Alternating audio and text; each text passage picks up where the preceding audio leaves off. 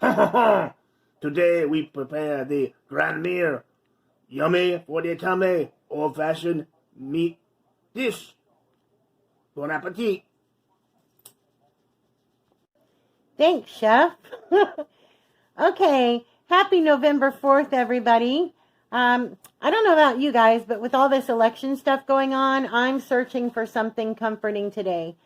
So I got into my mom's old recipe can, and I pulled out a recipe that my grandma used to make, very simple, called meat dish. No fancy name, but it has a really great taste. So what you're going to need for this recipe is a 9x9 baking dish. You're going to need about a pound of ground beef. You're going to need a half a cup of instant rice, a half a cup of green bell pepper diced, a half a cup of onion diced. You're going to need about a tablespoon of garlic, 1 10 3/4 ounce can of tomato soup, any brand of your choice.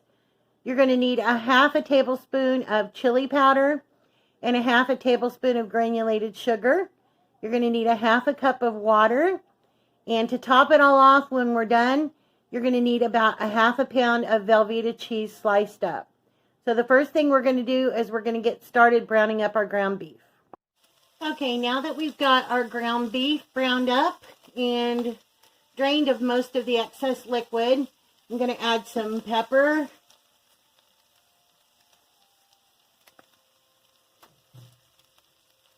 And we're going to add a little bit of salt.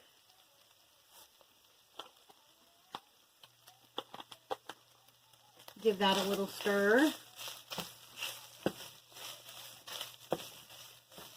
And now we're going to get ready to add our other ingredients. This is pretty much a one pot thing, so everything goes into the same pan. I've got my oven preheating to 350 degrees. I've sprayed my 9x9 casserole dish that we're going to pour this into. Putting in my garlic, about a tablespoon of garlic, minced up.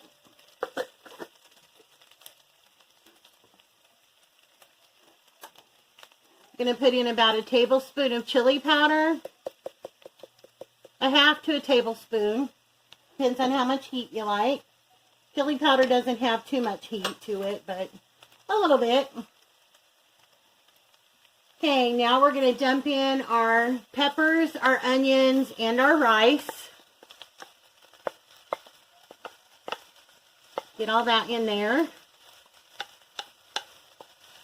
Don't want to forget a thing. Okay, we've got all that in there now. Now we're going to put in our tomato soup. 1 10 3/4 ounce can.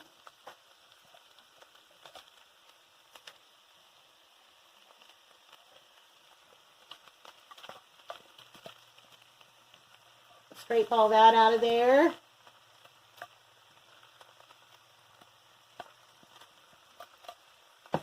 Okay, that looks good. Now we're going to do a half a cup of water. And we're going to do a half a tablespoon of sugar.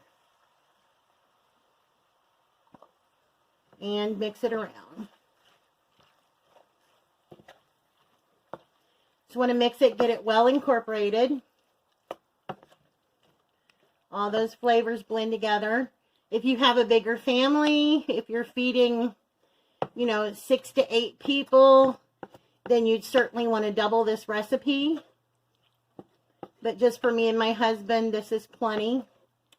This will actually serve 2 to 4 people. More like 4, I'd want to say. Unless it's 2 people and you want to have leftovers. Have you ever had, how when you make a meatloaf, sometimes the next day, you take the meatloaf and you cut off a piece and make you a nice meatloaf sandwich? This can be done the same way. This is really, really good. The next day, and we've often taken it and made sandwiches out of it. So, okay. I'm just going to let this sit here together for about a minute, and then we're going to pour it into our casserole dish. I just wanted to say real quick also, I know I'm always adding something in, but I don't know how many of you have heard of Temptations cookware. I use a lot of Temptations. I have a big collection of their bakeware. I usually get it off of, I think it's QVC. My sister-in-law, she also goes to a lot of auctions, so she finds pieces here and there for me. This is one of the latest ones that she had found, which was a smaller one. Most of mine are 9x13s, but this one is a 9x9. So the thing with the Temptations pans, even though I sprayed it with olive oil spray, you actually don't have to spray it with anything because these things are really great about not sticking. I've made lasagna in the pans before and not sprayed it. And you just let it sit for a minute and it wipes out. It's really easy to clean, but I just wanted to show you that real quick. It's called Temptations. Okay, now that I let everything sit on the stove for just about a minute and marry together, we're just going to pour this into our baking pan.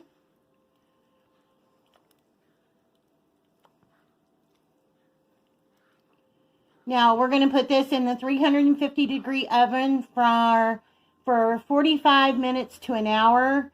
We want that rice to cook and swell up. We want those flavors to marry together and for some of that liquid to get absorbed. What we're going to do then is we're going to bring it out of the oven. We're going to slice up some Velveeta, or if you already have Velveeta slices, that's great. We're going to slice up some cheese. And we're going to top this with some Velveeta, and then we're going to put it back in the oven and let that cheese get good and bubbly brown. And that's what it looks like all spread out and ready to go into the oven. Okay, this has been about 40 minutes in the oven. Now we're going to take our cheese that we've got sliced up, our Walmart brand of Velveeta, and we're going to lay it on top. Okay, now we've got it all covered with cheese. We're going to put it back in the oven for probably about 15 minutes. Until the cheese gets melted, bubbly, and slightly brown. See that cheese bubbling on the top? Oh, if you could just smell it. I wish they made smartphones that had that scratch and sniff feature, you know what I mean?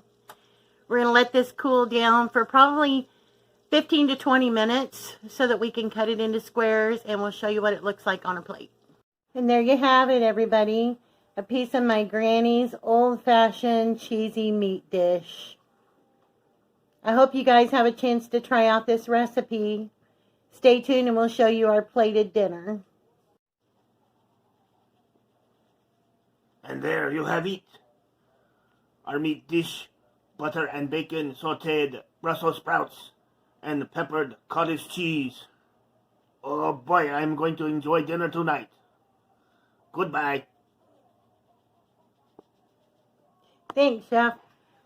And there you have it. My granny's cheesy meat dish, bacon and butter sauteed Brussels sprouts, and some good old cottage cheese.